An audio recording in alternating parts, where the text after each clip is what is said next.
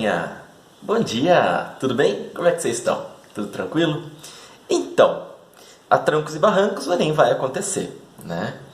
E eu vim aqui hoje então para a gente conversar um pouquinho sobre ecologia no Enem, tá? Eu vou liberar alguns outros vídeos no estilo desse ao longo da semana, visto que a prova de Ciências da Natureza, que compete a parte de Biologia, é só no final de semana que vem, né? Então eu vou acabar liberando aí alguns vídeos curtinhos sobre isso, comentando um pouquinho sobre alguns dos principais assuntos dentro da biologia que acaba aparecendo no Enem, tá? E o primeiro deles é ecologia, tá? Então eu pensei em fazer o seguinte, eu vou comentar um pouquinho da parte teórica aí com vocês, né? E depois no final eu vou resolver uns 5 exercícios que apareceram no Enem entre 2017 até 2019, tá legal? Bom, quando a gente pensa em ecologia, galera, uma das coisas que acabam caindo bastante no Enem é aquela questão de o que é uma cadeia, o que é uma teia alimentar, uma pirâmide ecológica, né? Que são assuntos que estão bem interligados uns aos outros. Então, por exemplo, se a gente pensar numa cadeia alimentar, como essa que eu estou mostrando aí para vocês, nós temos nessa cadeia, assim como numa teia também, 3 grupos de indivíduos. Os produtores, né, que são representados pelas plantas, pelas algas, os consumidores, que podem ser consumidores primários, o secundário, o terciário, o quaternário, né? Então o consumidor primário é aquele que se alimenta do produtor, o consumidor secundário é aquele que vai se alimentar do consumidor primário, e por aí vai, né? E nós temos também os decompositores, que são responsáveis aí pela ciclagem de matéria dentro aí, de uma cadeia, de uma teia alimentar. Tá legal? O consumidor primário é o que vocês conhecem como herbívoro, né?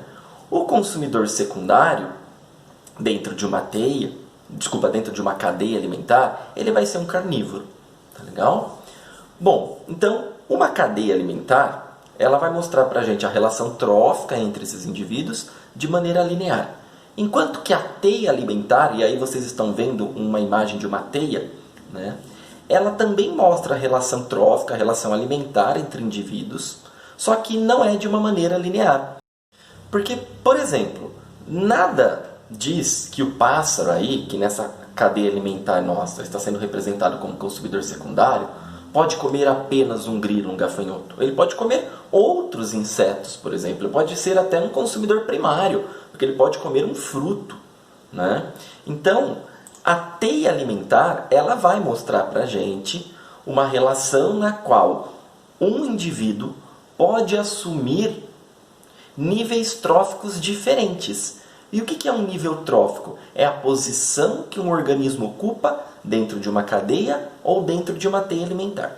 O produtor, ele ocupa sempre a primeira posição. Então, ele é sempre o primeiro nível trófico. Consumidor primário, ele ocupa a segunda posição.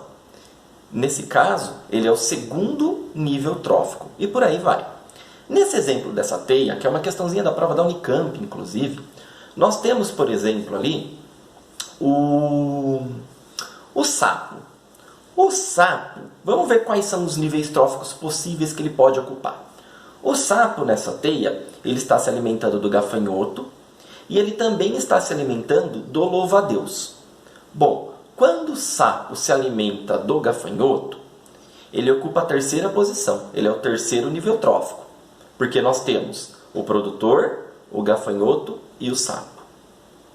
Agora, quando o sapo se alimenta do louva-a-Deus, ele ocupa a quarta posição. Então, ele é o quarto nível trófico, porque nós temos o produtor, o gafanhoto, o louva-a-Deus e depois o sapo.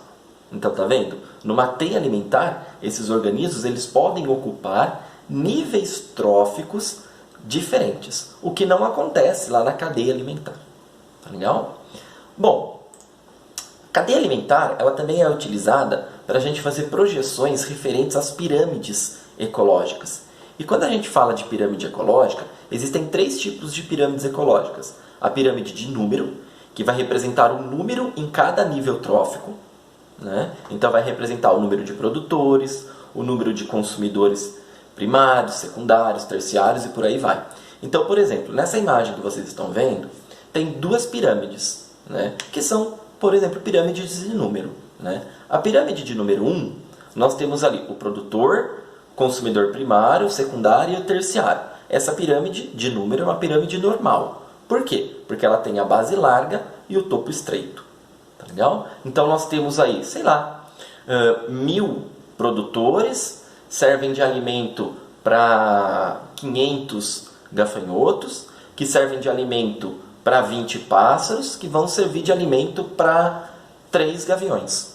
Tá? Então é uma pirâmide de número normal. Só que essa pirâmide de número ela também pode ser uma pirâmide invertida ou uma pirâmide mista. Pirâmide invertida é aquela que tem a base estreita e o topo largo. E a pirâmide mista, como essa pirâmide de número 2, ela tem o topo, a base estreita, depois o segundo nível já é um pouco mais largo, e aí ela vai se afinalando, né? Então o que poderia ser nesse segundo exemplo? Nós poderíamos ter uma árvore. Então, por exemplo, poderia ser assim, ó, em uma árvore nós temos, sei lá, 1000 lagartas. Essas 1000 lagartas servem de alimento para 50 pássaros, que vão servir de alimento para 5 cobras. Tá vendo? Então é uma forma da pirâmide ser uma pirâmide mista. Tá legal? A pirâmide de biomassa, ela vai representar a massa, né, que eu encontro em cada nível trófico. Ela é sempre uma pirâmide normal. Só tem uma exceção, quando eu estou falando de um ecossistema aquático, onde eu incluo fitoplâncton e zooplâncton, que são organismos microscópicos, respectivamente produtores e consumidores primários, que têm uma taxa de reprodução muito acelerada. Então a pirâmide, se for uma pirâmide de biomassa e estiver invertida, é porque ela está falando de um ecossistema aquático, onde eu estou representando fitoplâncton e zooplâncton. A pirâmide de energia ela é sempre uma pirâmide normal, tá? Porque a energia, ao longo dos níveis tróficos, ela vai sendo perdida. Tá legal? Ela vai se dissipando. Tá? A energia, ao longo dos níveis tróficos, ela não permanece a mesma. Ela vai sendo perdida. Tá? Então, a pirâmide de energia é uma pirâmide sempre normal. Tá legal? Existe também, que pode aparecer aí, uma pirâmide de bioacumulação ou magnificação trófica, que é quando você tem uma substância não biodegradável que entra nessa cadeia alimentar. Por exemplo, o chumbo. Né? O chumbo, ele não é degradado pelo ser vivo. Ele não consegue degradar o chumbo. Então, esse chumbo ele vai se acumulando ao longo dos níveis tróficos. Então, o que eu espero? Eu espero que os consumidores que estão no topo dessa cadeia, dessa teia alimentar, apresentem uma maior concentração desse produto não biodegradável. Né? Por exemplo, o DDT, que está presente em inseticidas, é assim também. Tá? Por quê? Conforme os indivíduos dessa cadeia, dessa teia alimentar, vão se alimentando dos produtores, consumidores primários, secundários e por aí vai, eles vão adquirindo aquele composto não biodegradável que vai se acumulando no corpo dele. Né? Então, é um caráter somativo aí. A concentração, por exemplo, do DDT, ela vai se acumulando ao longo das cadeias, ao longo das teias alimentares, de forma que a gente encontra uma maior concentração em organismos que estão no topo. Tá legal? Bom, um outro assunto que também é bem frequente no Enem é a questão dos ciclos biogeoquímicos. Então, por exemplo, o ciclo da água, o ciclo do nitrogênio, o ciclo do carbono, que são nutrientes, são elementos essenciais para a vida de qualquer ser vivo. Por exemplo, no ciclo do nitrogênio, nós temos uma série de bactérias, que são bactérias quimiosintetizantes, que vão participar do processo, dentre elas bactérias que vão ser importantes para a conversão de amônia a nitrato, tá? E bactérias que vão ser importantes para a fixação do nitrogênio, né? Que são as bactérias Rhizobium, que estabelecem uma relação de mutualismo, né? Uma relação benéfica com plantas leguminosas. Quem são essas plantas leguminosas? O feijão, a soja, por exemplo, tá? São plantas leguminosas. São plantas que têm como fruto aquela vagem característica do feijão. Já as plantas não leguminosas, elas não têm essas bactérias Rhizobium associadas à raiz. significa que elas precisam absorver nitrogênio do solo. E a forma que elas conseguem absorver nitrogênio no solo é através do nitrato. Tá? Para que esse nitrato seja formado, é necessário a participação de bactérias, que eu comentei anteriormente, que são as bactérias que fazem quimiossíntese. Essas bactérias, em linhas gerais, o que elas vão fazer? Elas vão fazer a conversão, como vocês estão vendo aí na imagem, da amônia a nitrito e, posteriormente, a conversão desse nitrito a nitrato. A amônia sendo convertida a nitrito é chamado de nitrosação. A formação do nitrito a partir do nitrato a partir do nitrito, né, é o que vocês chamam de nitratação. Todo esse processo de amônia a nitrito e de nitrito a nitrato pode ser chamado de nitrificação também, tá? É um processo como um todo. Então, devido à participação dessas bactérias que estão no solo, né, o nitrato é formado. Esse nitrato sendo formado, ele pode ser absorvido pelas plantas que são plantas não leguminosas. Por quê? As plantas que são leguminosas, elas já têm essas bactérias associadas a ela, que são as bactérias Rhizobium, que conseguem fixar nitrogênio e disponibilizar diretamente isso para elas. Animais não têm raiz. Logo, animais, vocês, por exemplo, eu aqui, nós não conseguimos absorver nitrogênio do solo. Como que nós obtemos o nitrogênio que nós precisamos? Através da alimentação. Mais importante do que entender esse ciclo é saber qual é a importância do nitrogênio, né? Por que todo ser vivo precisa de nitrogênio? Lembra lá da parte de citologia, né? Material genético, DNA, tem bases nitrogenadas, né? Então, para a formação do material genético, é importante o nitrogênio. Para a formação de proteínas, você precisa de aminoácido. E o aminoácido tem um grupo amina. Esse grupo amina é composto por nitrogênio, né? Então, se não tiver nitrogênio, não ocorre, por exemplo, a formação de DNA, não ocorre a formação das proteínas. Tá legal? Quanto ao ciclo do carbono, que é esse que vocês estão vendo aqui, também é de uma questãozinha, né? Então, você tem aqui a estrutura geral do ciclo, né? E os processos, eles estão representados com números de 1 a 5. Então, o que a gente está vendo ali no processo de número 1? É o carbono sendo fixado pelos vegetais. O processo de fixação do carbono é através do processo de fotossíntese, né? Animais não fixam carbono. Fixação de carbono é apenas pelas plantas e por outros organismos autótrofos, né, que vão absorver gás carbônico da atmosfera. Como que nós obtemos esse carbono? Então, nós obtemos através da alimentação, que é o número 2, né, que representa a nutrição, por exemplo, né? Bom, é um ciclo. Da mesma forma que esse carbono ele está sendo retirado da atmosfera, ele precisa ser devolvido. Uma das maneiras dele ser devolvido, né, é através do processo de respiração, né? O processo de respiração vai permitir aí a liberação. Uma outra forma é a partir da decomposição. Então, quando esses organismos, plantas, animais morrem, que é o número 5 aí, eles são decompostos. Decomposição vai liberar gás carbônico que pode ser restituído para a atmosfera. Uma outra forma é através da combustão, que é o número 4. A queima de combustíveis fósseis, por exemplo, vai liberar gás carbônico para a atmosfera. E esse retorno de gás carbônico também permite a continuação do ciclo, né? Por que é importante esse carbono? Esse carbono é importante porque você tem as suas moléculas orgânicas. Por exemplo, proteínas, carboidratos, lipídios, que levam na constituição do carbono. Logo, se você não tiver carbono dentro do seu corpo, assim como qualquer outro ser vivo, ele não consegue sintetizar essas moléculas orgânicas. Tá legal? Bom, quando eu falei de ciclo do nitrogênio para vocês, eu falei de uma relaçãozinha ecológica, que é o mutualismo, que também é um tema que é bastante frequente no Enem, as relações ecológicas, né?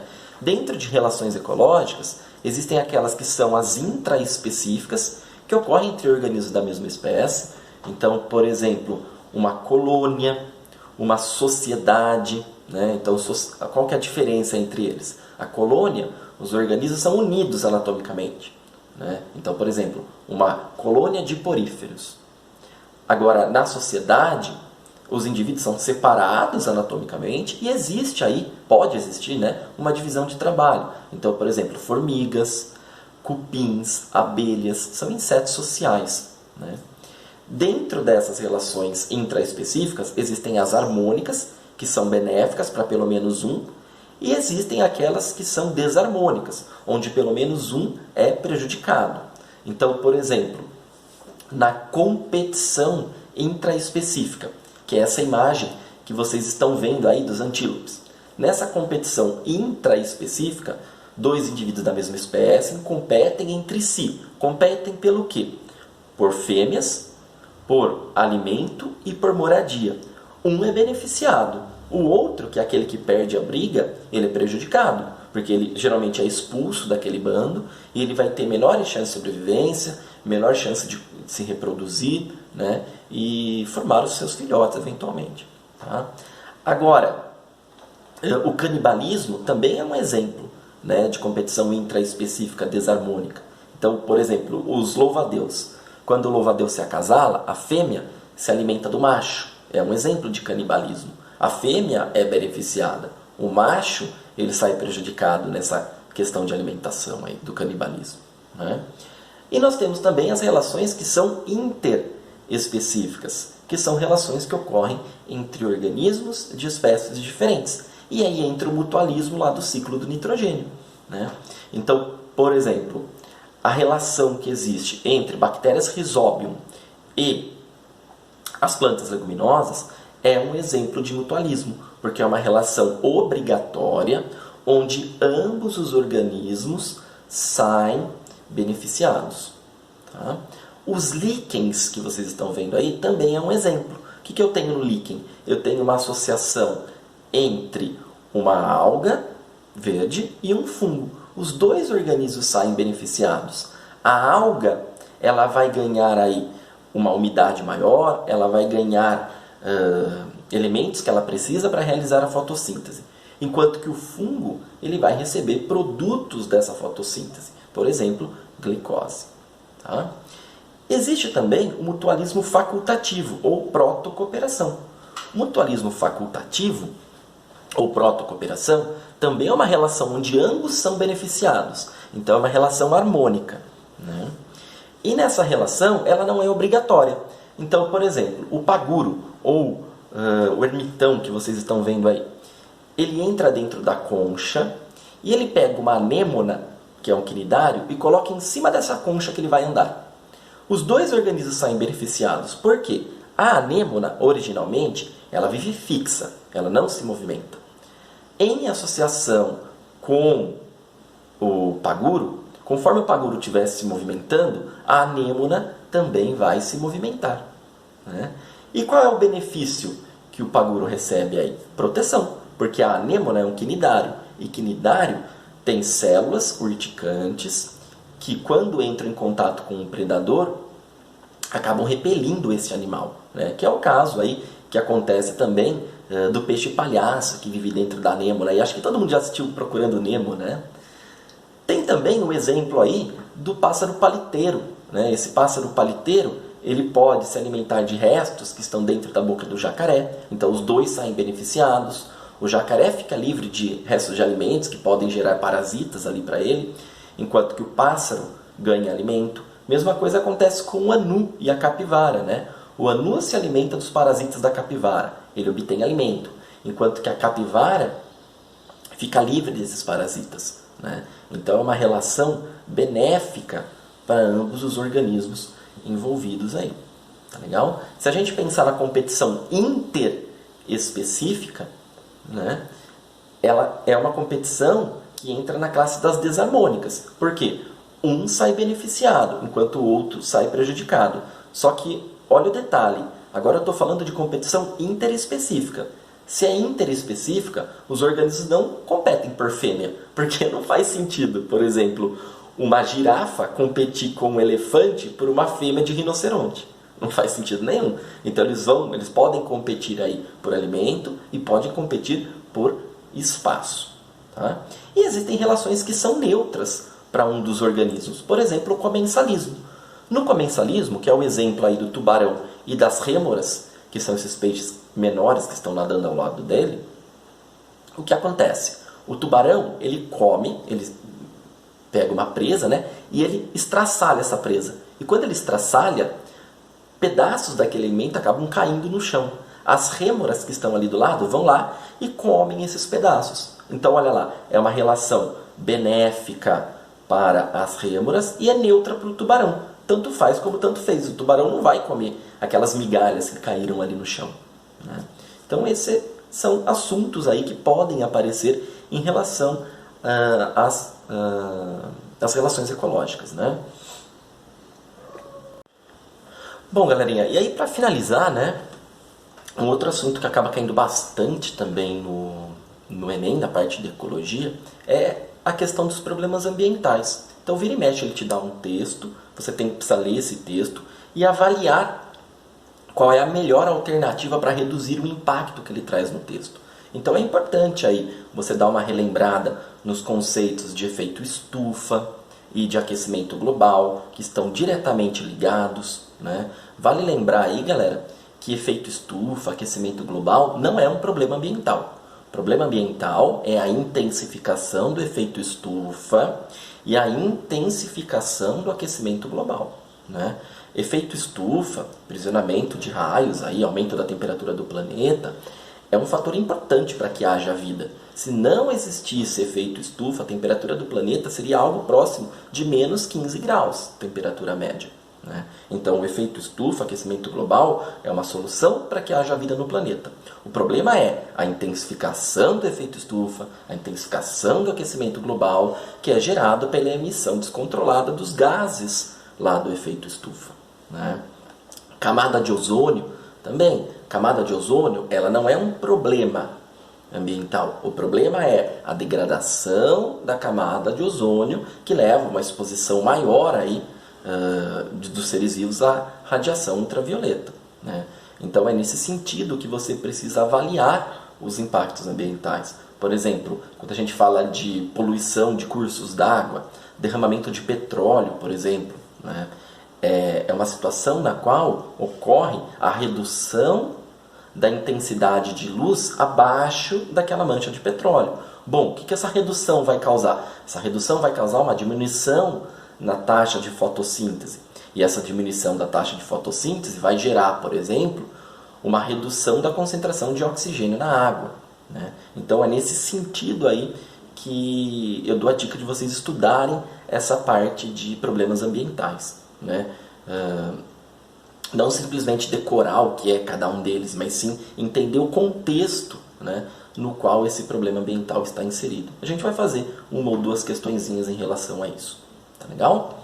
Bom, vamos dar uma olhada então nas questõezinhas. Eu separei para vocês 5 questões, né, que apareceram aí de 2017 a 2019. Tem outras questões, tá? Eu liberei um gráfico aí na página, no Instagram, mostrando os principais assuntos que caíram ao longo desse período, né?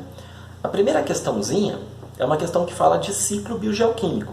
Então ela vai falar aí de ciclo do nitrogênio. Ela traz um texto, o texto fala assim, ó: uma grande virada na moderna história da agricultura ocorreu depois da Segunda Guerra Mundial. Após a guerra, os governos haviam se deparado com um enorme excedente de nitrato. Olha lá, dentro do ciclo do nitrogênio nós temos o nitrato. Esse nitrato, ao longo do ciclo do nitrogênio, ele é produzido a partir do nitrito, né? Então nós temos amônia, depois nitrito, depois nitrato, né? O processo aí de produção desse nitrato é a partir da nitratação. Mas vamos continuar lendo a questão, né? Ingrediente usado na fabricação de explosivos. A partir daí, as fábricas de munição foram adaptadas para começar a produzir fertilizantes, tendo como componente principal os nitratos. Tá? Gente, a leitura da fonte é importante, ela pode te trazer alguma informação, né? Nesse caso, a fonte fala assim, ó: a agricultura natural orgânica como instrumento de fixação biológica e manutenção do nitrogênio no solo. Então, tá vendo? A fonte ela já está se remetendo ao ciclo do nitrogênio. Ela fala de fixação, ela fala de nitrogênio no solo. No ciclo natural do nitrogênio, o equivalente à principal componente desse fertilizante, qual é o principal componente? O nitrato, né? é produzido na etapa de... Bom, é na etapa de nitratação, como a gente viu ali anteriormente, quando eu explanei a parte do ciclo do nitrogênio para vocês. Então, a alternativa correta é a letra A, que é a etapa onde ocorre a produção do nitrato. Tá legal? Bom, a amonificação está relacionada com amônia. Desnitrificação é quando o nitrato é convertido a nitrogênio gasoso, né? Então, existe um grupo de bactérias, que são as bactérias desnitrificantes, que vão realizar esse processo. E fixação é quando o nitrogênio gasoso é fixado junto ao solo por ação de bactérias, dentre elas a Rhizóbio, que é aquela associada a plantas leguminosas. Tá?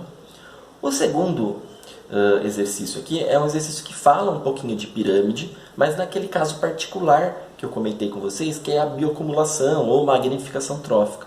Né? Então ele fala assim, ó, o boto cinza, que é a Sotalia guianensis. Então nós temos o nome científico aqui, só para relembrar, né? Nome científico, a espécie é sempre binomial. Sotalia é gênero.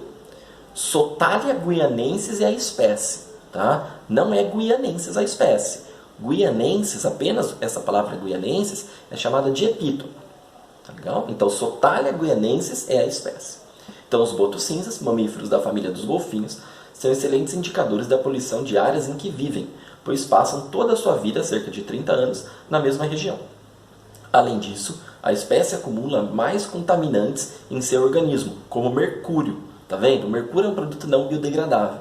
Então o organismo não tem enzimas suficientes para degradar o mercúrio, do que outros animais de sua cadeia alimentar. Então ele fala lá, os botos cinzas acumulam maior concentração dessas substâncias. Por quê? Porque eles estão no topo da cadeia alimentar. Então, o que acontece? Vamos pensar numa cadeia alimentar assim, ó, fitoplâncton, um peixe e um golfinho. Fitoplâncton absorveu o mercúrio, não degradou. Peixe pequeno se alimentou do fitoplâncton. De quantos fitoplânctons? Sei lá, centenas de fitoplânctons. E essas centenas de fitoplânctons apresentam uma pequena concentração de mercúrio que é passada e se acumula no peixe pequeno. O golfinho se alimenta do peixe pequeno. De quantos peixes pequenos? Algumas dezenas ao longo de um ano. Né? O que acontece então? Aquele mercúrio que estava no peixe pequeno vai para o golfinho e se acumula nele. Então o fato do golfinho apresentar uma maior concentração é porque ele está no topo da cadeia alimentar, que é o que fala a alternativa E para a gente. Tá legal? Bom, próximo exercício é o exercício de ecologia, né? Então ele fala um pouquinho aí de um problema ambiental, que é a fragmentação de ambientes naturais, e uma solução para isso, que seria o corredor ecológico. O corredor ecológico, ele vai ligar duas áreas de proteção ambiental ou duas áreas grandes com uma biodiversidade bem significativa. Né? Então ele está falando lá, corredores ecológicos visam mitigar, ou seja, diminuir os efeitos da fragmentação de ecossistemas. Então a fragmentação de ecossistema é um problema ambiental, promovendo a ligação entre diferentes áreas. Então eu tenho duas áreas que são ligadas por um corredor, com o objetivo de proporcionar o deslocamento de animais, a dispersão de sementes e o aumento da cobertura vegetal. Ou seja, esse corredor ecológico permite que uma espécie de animal que está na área A se reproduza com a espécie que está na área B, né? Porque eu tenho um corredor ligando elas. Tá legal? São instituídos com base em informações como estudos sobre o deslocamento de espécies, sua área de vida, que é a área necessária para o suprimento de suas necessidades vitais e reprodutivas, e a distribuição de suas populações. Nesse caso, a fonte acaba não trazendo nenhuma informação importante. Nessa estratégia, a recuperação da biodiversidade é efetiva. Por quê? Porque ela propicia o fluxo gênico, que é o que fala a alternativa A. O que é esse fluxo gênico? É a capacidade que os organismos têm de se reproduzirem entre si. Se essas áreas que foram fragmentadas não tiverem esse corredor ecológico, indivíduos da área A não conseguem se reproduzir com indivíduos da área B. Então você tem uma interrupção do fluxo gênico. Você tem uma interrupção da reprodução de um indivíduo da área A com um indivíduo da área B. Né?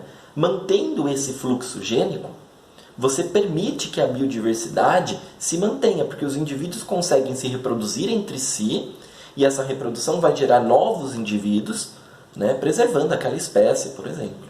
Né? Além disso, essa reprodução pode gerar características diferentes nesses animais, né, devido aí a alguma mutação que possa aparecer, alguma recombinação gênica aleatória, né, a partir dessas reproduções. Tá legal? A letra B está falando que intensifica o manejo de espécies. Não, o manejo de espécies, manipulação de espécies, esse não é o objetivo do corredor ecológico. Né? Amplia o processo de ocupação humana, também não. Aumenta o número de indivíduos nas populações. Então, esse aumentar o número de indivíduos na população vai depender muito da reprodução e do sucesso reprodutivo desses indivíduos. Né?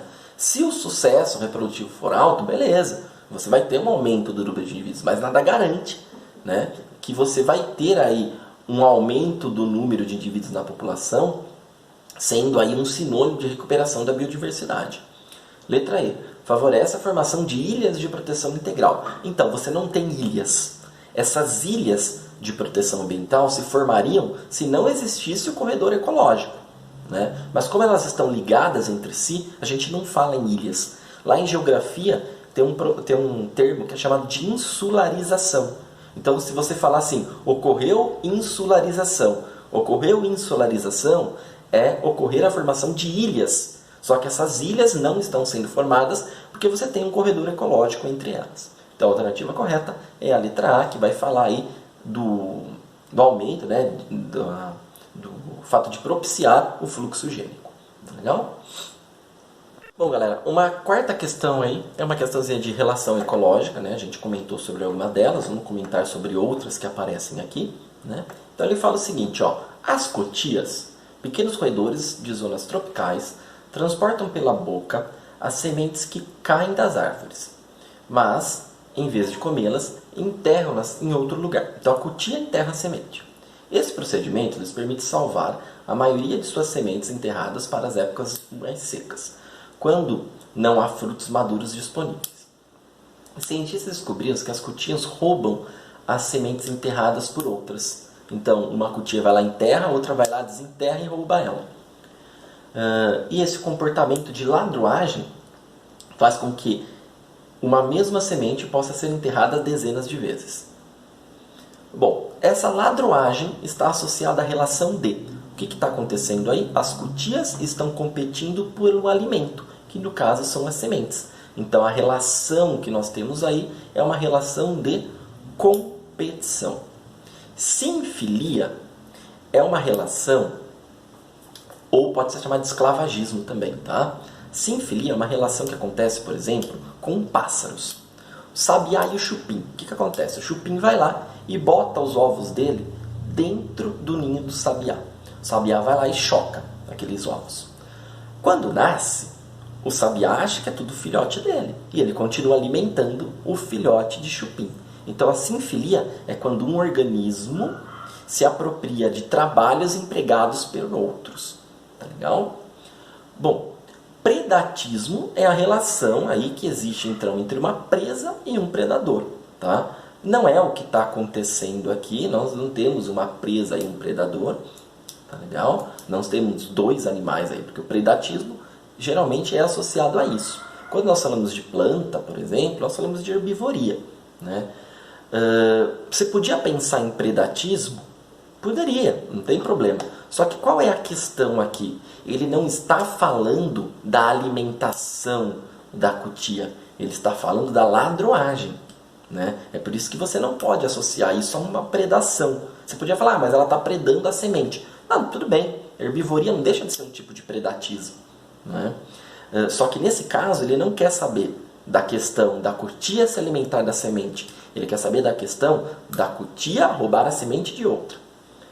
Parasitismo é quando um organismo retira nutrientes de outro. Né? Então está associado a outro organismo. Então, por exemplo, um carrapato, uma pulga, uma sanguessuga, que são parasitas externos, né, ectoparasitas, ou endoparasitas, como por exemplo a lombriga, um vírus, por exemplo, uma bactéria. Tá, não? Competição é a alternativa correta. E comensalismo é aquele exemplo que nós vimos ali sobre a rêmora e o tubarão. Tá? Então a alternativa correta, letra D. E por fim, uma questãozinha aqui também de um problema ambiental. Né?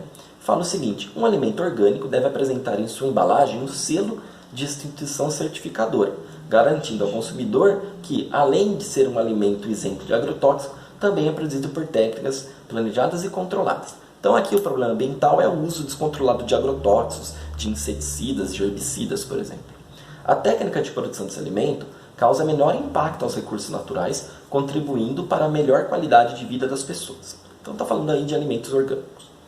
Nesse sistema de produção de alimentos vegetais, o controle de insetos é feito por meio de adubação verde. Bom, a adubação verde é uma técnica na qual você retira plantas onde você já coletou, né, os frutos, as sementes, e deixa elas sobre o solo para enriquecer o solo com nutrientes. Isso geralmente é feito com plantas leguminosas que são ricas em nitrogênio.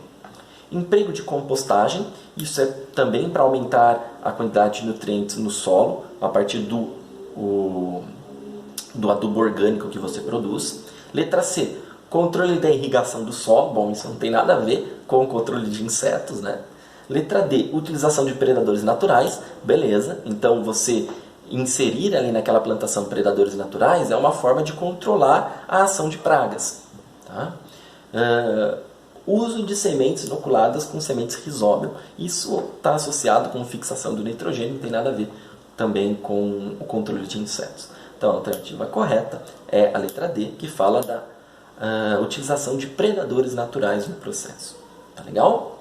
Então é isso, galerinha. Uma revisãozinha rápida aí para vocês em relação aos conteúdos de ecologia dentro do Enem. Tá legal? Se tiverem dúvidas, me escrevam, tá? Sigam o canal, curta, compartilha aí pra galera ver, tá? Novamente, o objetivo desse canal não é apenas para as pessoas que eu dou aula, mas para quem quer aprender alguma coisa aí também, tá legal?